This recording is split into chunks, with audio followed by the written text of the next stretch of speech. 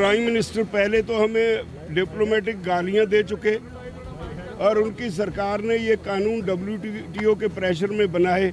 अब जो बातें कहते हैं कैसे विश्वास करें, जो बार बार झूठ बोलते हैं। हम पवित्र तो इसलिए कहा क्योंकि जब उन्होंने हमें डिप्लोमेटिक गालियां दी उसके बाद सारी दुनिया में उसकी निंदा हुई, तब वो मजबूरी बस उन्होंने पवित्र कहा। सरकार कहीं जाती है, कोई प्रधानमंत्री कहना मैं एक काल दूर हाँ, सानू ਉਹਦਾ नंबर ही नहीं कोई दसदा कितने काल करिए। PM को पहले अपनी जुबान पे कंट्रोल करना चाहिए।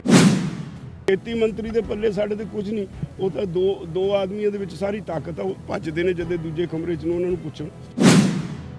ਮੋਦੀ ਸਰਕਾਰ ਵੱਲੋਂ ਲਿਆਂਦੇ ਖੇਤੀ ਕਾਨੂੰਨਾਂ ਨੂੰ ਰੱਦ ਕਰਵਾਉਣ ਲਈ ਕਿਸਾਨ ਅੰਦੋਲਨ ਸਿਖਰਾਂ ਤੇ ਚੱਲ ਰਿਹਾ ਹੈ। ਅਜਿਹੇ 'ਚ ਅੱਜ ਕਿਸਾਨ ਆਗੂਆਂ ਵੱਲੋਂ ਸੰਘਰਸ਼ ਨੂੰ ਹੋਰ ਤਿੱਖਾ ਕਰਨ ਲਈ ਪੰਜਾਬ 'ਚ ਪਹਿਲੀ ਵਾਰ ਮਹਾ ਪੰਚਾਇਤ ਦਾਣਾ ਮੰਡੀ ਜਗਰਾਉਂ 'ਚ ਕੀਤੀ ਗਈ ਹੈ।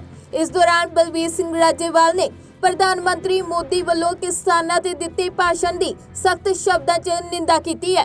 ਉਹਨਾਂ ਇਲਜ਼ਾਮ ਲਾਇਆ ਕਿ ਕੇਂਦਰ ਸਰਕਾਰ ਆਮ ਲੋਕਾਂ ਨੂੰ ਲਗਾਤਾਰ ਗੁੰਮਰਾਹ ਕਰ ਰਹੀ है। राजेवाल साहब, कल जो प्राइम मिनिस्टर ने कहा है कि हमने कोई जबरदस्ती नहीं है, ये कानून ऑप्शनल है, तो इसके बारे में क्या कहेंगे? प्राइम मिनिस्टर पहले तो हमें डिप्लोमेटिक गालियां दे चुके और उनकी सरकार ने ये कानून WTO के प्रेशर में बनाए। अब जो बातें कहते हैं कैसे विश्वास करें, जो बार बार झूठ बोलते हैं। हमने 3 बार क्लॉज बाई क्लॉज बहस करके इस कानून को, हर सेक्शन को गलत बताया, साबित किया। तो अब वो तो अब भी कह देते क्लॉज बाई क्लॉज बहस करें, तो ऐसी सरकार पे क्या विश्वास करोगे? जितनी देर तक वो कंक्रीट सामने नहीं आता उतनी देर तक कोई बात। उन्होंने बोला कि आंदोलन पवित्र है, लेकिन कुछ लोगों ने खराब किया है।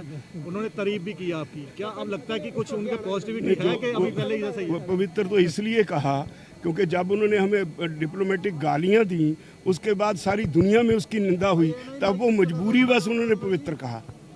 हमारे से कोई लिहाज नहीं किया उन्होंने। तो क्या अब लगता है कि आंदोलन अब दोबारा से खड़ा हो गया? जो आंदोलन दोबारा खड़ा हो गया, पीक पे है और ऐसे ही चलता रहेगा। और राज्यपाल साहब, अभी और भी होगी पंजाब में या यही है? देखो ਜਦੋਂ ਵੀ ਡਿਮਾਂਡ ਆਏਗੀ ਆ ਲੋਕਾਂ ਨੇ ਰੋਜ਼ ਟੈਲੀਫੋਨ ਕਰ ਕਹਿੰਦੇ ਸੀ ਵੀ ਸਾਨੂੰ ਕਰਨ ਦਿਓ ਰੈਲੀ, ਕਰਨ ਦਿਓ, ਸਾਨੂੰ ਰੈਲੀ ਕਰਨ ਦਿਓ। ਤੇ ਜਿੱਥੋਂ ਡਿਮਾਂਡ ਆਏਗੀ ਸੀ ਲੋਕਾਂ ਦੀ ਡਿਮਾਂਡ ਤਾਂ ਅਸੀਂ ਨਾ ਮਨਜ਼ੂਰ ਕਰ ਨਹੀਂ ਸਕਦੇ। ਸਰਕਾਰ ਵੱਲੋਂ ਮੀਟਿੰਗ ਨੂੰ ਲੈ ਕੇ ਨਹੀਂ, ਹਾਲੇ ਕੋਈ ਨਹੀਂ। ਸਰਕਾਰ ਕਹੀਂ ਜਾਂਦੀ ਹੈ, ਕੋਈ ਪ੍ਰਧਾਨ ਮੰਤਰੀ ਕਹਿੰਦਾ ਮੈਂ ਇੱਕ ਕਾਲ ਦੂਰ ਹਾਂ, ਸਾਨੂੰ ਉਹਦਾ ਨੰਬਰ ਹੀ ਨਹੀਂ ਕੋਈ ਦੱਸਦਾ ਕਿੱਥੇ ਕਾਲ ਕਰੀਏ। क्या आपकी तरफ से पहल होगी? नहीं, सरकार की ड्यूटी है। सरकार भज्जी, ਅਸੀਂ ਤਾਂ ਇੱਕ ਦਿਨ नहीं कहा। तो क्या लगता है कि अब आगे कुछ चांस है कि मीटिंग हो? ये सरकार से पूछो, हम तो तैयार हैं बातचीत के लिए। हमने आपको लगता है कि होगा या देखो हल बातचीत से ही होता है, नेगोशिएशन से ही होगा जब भी होगा, लेकिन ये सरकार पर डिपेंड करता है वो कब बुलाती है, कब इसका हल चाहती है। अब तक जो रवैया रहा है सरकार का, और अब तक सरकार झूठी है, मक्कार है और झूठ बोल के लोगों को सारे देश को गुमराह कर रही है। इससे देश बर्बाद हो जाएगा। सभा में और पार्लियामेंट में बयान दिया प्राइम मिनिस्टर ने, उससे कितना आप सहमत हैं? और जितनी देर तक प्रैक्टिकली मित्रों सामने नहीं आएगा कोई विश्वास नहीं। इस जो प्राइम मिनिस्टर दिन में 58 बार झूठ बोले उस पर क्या विश्वास करें? तो आपकी शर्त क्या है सर? शर्त क्या है? शर्त कोई नहीं, मीटिंग में बुलाएं और नेगोशिएशन होगी, उसमें हमारी जायज़ है जो बात जायज़ है हमारी वो माने, नाजायज़ हम भी नहीं कहेंगे मानो। जब ये कानून गलत है वो खुद मानने लगे हैं तो फिर उसको वापस ले लें। क्यों बिठा रखा है किसानों को? ਪੱਤਰਕਾਰਾਂ ਨਾਲ ਗੱਲਬਾਤ ਕਰਦਿਆਂ ਰਾਜੇਵਾਲ ਨੇ ਲਾਲ ਕਿਲੇ ਦੀ ਘਟਨਾ, ਦੀਪ ਸਿੱਧੂ ਦੀ ਗ੍ਰਿਫਤਾਰੀ ਸਣੇ ਲੱਖਾ ਸਿਧਾਣਾ ਬਾਰੇ ਕੁਝ ਵੀ ਬੋਲਣ ਤੋਂ ਇਨਕਾਰ ਕਰ ਦਿੱਤਾ।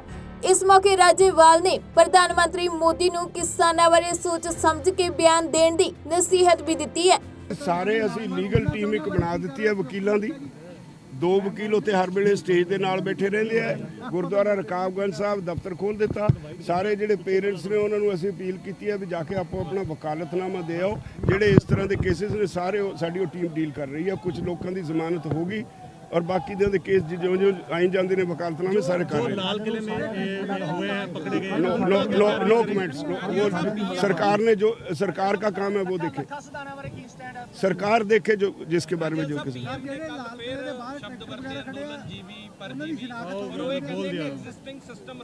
मैं ਉਹ ਫਿਰ ਇਹ ਕਹਤੇ ਹਾੜੇ ਕੱਢਦੇ ਆ ਵੀ ਨਾ ਜੀ ਹੁਣ ਤੁਸੀਂ ਇਦਾਂ ਸਾਨੂੰ ਇਦਾਂ ਮਜਬੂਰ ਨਾ ਕਰੋ, 3 ਸਾਲ ਬਾਅਦ ਕਰਾ ਲਿਓ ਰਿਪੀਲ। ਪ੍ਰੈਸਟੀਜ ਇਸ਼ੂ ਹੈ ਨਾ। उन्होंने ये बोला ਇਹ ਮੰਨ ਚੁੱਕੇ ਵੀ ਗਲਤ ਨੇ ਕਾਨੂੰਨ, ਐਵੇਂ ਦੇਰੀ ਕਰ ਰਹੇ ਨੇ। ਜਿੰਨੀ ਦੇਰੀ ਕਰਦੇ ਨੇ, ਜਿਵੇਂ ਉਹਨਾਂ ਦਾ ਹਿੰਦੂਤਵ ਦਾ ਏਜੰਡਾ ਖੁਰ ਗਿਆ, ਇਦਾਂ ਹੀ ਉਹਨਾਂ ਦੀ ਬਾਕੀ ਵੀ ਖੋਰਾ ਲੱਗ ਜੂ। पीएम को क्या कहना चाहेंगे आप अगर जितना पीएम को speech पहले है- अपनी जुबान पे कंट्रोल करना चाहिए। पीएम को देखना चाहिए कि पीएम देश का होता है। पीएम के एक एक शब्द पे लोग गौर करते हैं, गंभीरता से चर्चा करते हैं लोग। पीएम को सारी दुनिया देखती है, उससे देश का इमेज बनता है। जब पीएम झूठे बयान देता है तो फिर उससे देश की इमेज खराब होती है इंडिया में पूरे सारी पूरे। देखिए, जब इलेक्शन थी उसके पहले, पिछली इलेक्शन के पहले हमारे प्राइम मिनिस्टर कहते रहे हम स्वामीनाथन कमीशन रिपोर्ट लागू करेंगे। उसके बाद जब सुप्रीम कोर्ट में गए तो वहाँ एफिडेविट फाइल कर दिया। देखो जी, हम इसे लागू नहीं कर सकते। अगर करेंगे तो देश का इकोनॉमिक स्ट्रक्चर बर्बाद हो जाएगा। 3 साल निकल गए, जब नई इलेक्शन आई तो फिर उसके बाद अपना ही एक फार्मूला जो उसमें है ही नहीं, स्वामीनाथन कमीशन रिपोर्ट में है ही नहीं, A2+FL वो बना के कह दिया हमने लागू कर दी। कैसे विश्वास करोगे ऐसे लोगों पे?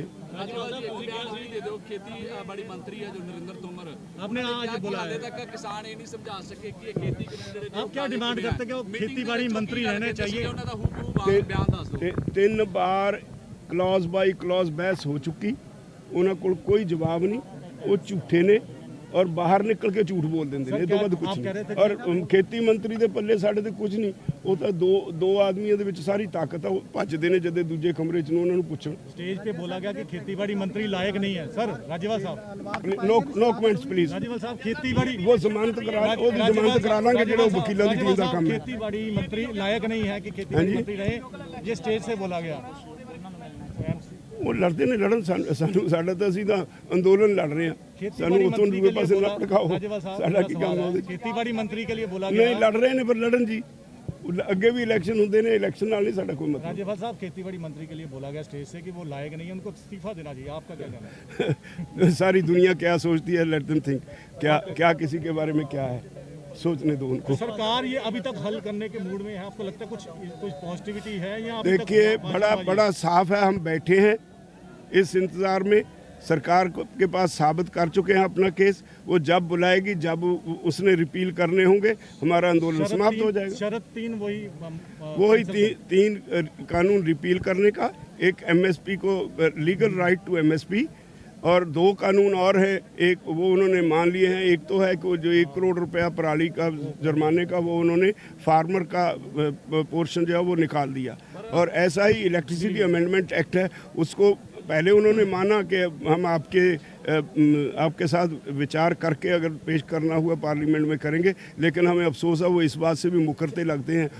लिस्ट हो गया ये अब पार्लियामेंट में, पता नहीं वहाँ क्या एक करेंगे। लास्ट वाला है कि राज्य अपना जो डगेज साहब हैं वो कह रहे, ये मैसेज आ रहा है कि वो आप सबके लीडर हैं। क्या ये पंजाब के लीडर उनको सबको ये आपका विचार है। वो हर रोज़ कहते हैं कि जो फैसला करेगा सिंघू बॉर्डर पे बैठी लीडरशिप करेगी, और वो कहता है राज्यपाल मेरा लीडर है, बार बार कहता है मैं जो ये फैसला करेंगे। ये आपको नहीं सुना। सभी इकट्ठे हैं। इकट्ठे सभी इकट्ठे, इसमें कोई दो राय नहीं। ਸੀਗਾ ਕਿ ਅੰਦੋਲਨ ਤੋਂ ਬਾਅਦ ਵੀ ਜਿਹੜੇ ਅਸੀਂ ਵਾਪਸ ਜਾਵਾਂਗੇ ਆਪਣੇ ਖੇਤਰਾਂ 'ਚ ਪੋਲੀਟੀਸ਼ੀਅਨਾਂ ਤੋਂ ਹਿਸਾਬ ਲਿੱਤਾ ਜਾਊਗਾ। पॉलिटिशियन मैं नहीं ये हाले दिन कहा, हाले दिन मेरे मुंह च ना पाओ, मेरे मुंह च ना पाओ। जो इलेक्शन हो रहे हैं पंजाब में, इलेक्शन जो हो रहे हैं उसके लिए आप नहीं, हमने कुछ नहीं कहा उस पर। इलेक्शन हो रही है, जो हो रही है। जिसको वोट देना वो हाँ नहीं, हमारा कोई ਆਜੋ ਭਾਈ ਥੱਲੇ ਆਜੋ, ਸਾਰਾ ਕੁਝ ਦੱਸਤਾ ਹੈ ਐਸਾ ਥੱਲੇ ਆਜੋ, ਸਾਡਾ ਰੋਟੀ ਦਾ ਸਵਾਲ ਹੈ। ਤੁਸੀਂ ਵੀ ਥੱਲੇ ਆਓ ਨਾ ਜੀ, ਥੱਲੇ ਆਓ ਭਾਈ ਤੁਸੀਂ ਵੀ ਖਾਣੀ ਹੈ ਰੋਟੀ। ਉਹਨਾਂ ਗੱਲਾਂ 'ਚ ਦੇਖੋ 26 27 ਨੂੰ ਜਿਹੜਾ ਮੋੜ ਆਇਆ, ਚਾਹੇ ਪਰ ਅਸੀਂ ਸਲੂਟ ਕਰਦੇ ਹਾਂ ਇਸ ਲੀਡਰਸ਼ਿਪ ਨੂੰ ਜਿਹਨੇ 1984 ਨਹੀਂ ਵਾਪਰਨ ਦਿੱਤਾ। ਸਾਨੂੰ ਹੁਣ ਵੀ ਮਾਣ ਆ ਸਾਡੀ ਸਿਆਣਪ ਤੇ। ਅੱਗੇ ਵੀ ਸ਼ਾਂਤੀ ਰਹੇਗੀ। ਅੱਗੇ ਵੀ ਸ਼ਾਂਤੀ ਰਹੇਗੀ। ਅਸੀਂ ਸ਼ਾਂਤੀ ਦਾ ਘੋਲ ਲੜਾਂਗੇ। ਸਾਡੇ ਵਾਸਤੇ ਵੱਡੇ ये ਸ਼ਾਂਤੀ पीसफुल ਦਾ था, ਘੋਲ पीसफुल है, ਲੜਨਾ पीसफुल रहेगा। ਬਸ ਮੇਰਾ ਵੀਰ ਉਹੋ ਜਿਹੇ ਸਵਾਲ ਕਰੋ ਯਾਰ, ਕਾਹਨੂੰ ਬੁੜੇ ਆਦਮੀ। ਦੱਸਦੀ ਕਿ ਅੱਜ ਪੰਜਾਬ 'ਚ ਪਹਿਲੀ ਵਾਰ ਕਿਸਾਨ ਆਗੂਆਂ ਵੱਲੋਂ ਮਹਾਪੰਚਾਇਤ ਕੀਤੀ ਗਈ ਹੈ। ਉੱਥੇ ਹੀ ਹਰਿਆਣਾ ਦੀਆਂ ਵੱਖ-ਵੱਖ ਥਾਵਾਂ ਤੇ ਵੀ ਮਹਾਪੰਚਾਇਤ ਰਕੇਸ਼ ਟਕੈਤ ਗੁਰਨਾਮ ਸਿੰਘ ਚੜੂਨੀ ਵੱਲੋਂ ਲਗਾਤਾਰ ਕੀਤੀ ਜਾ ਰਹੀ ਹੈ।